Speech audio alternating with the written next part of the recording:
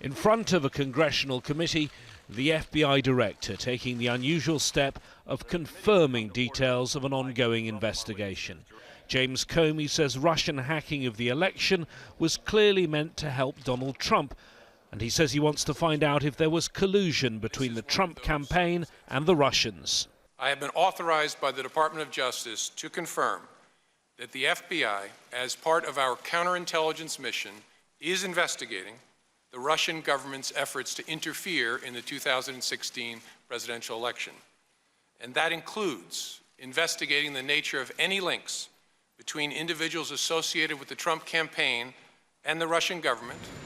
That statement will cause concern in the White House, but things only got worse for the administration when Director Comey was asked about President Trump's explosive allegation on Twitter that his phones had been wiretapped by his predecessor, President Obama. With respect to the president's tweets about alleged wiretapping directed at him by the prior administration, I have no information that supports those tweets.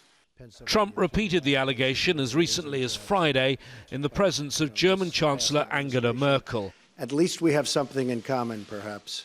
That only hours after the White House repeated an unfounded suggestion that the British spy agency GCHQ may have been used by Obama to monitor Trump. The director of the National Security Agency said relations with both key allies had been damaged. I think it clearly frustrates a key ally of ours. But it's not helpful. Yes, sir.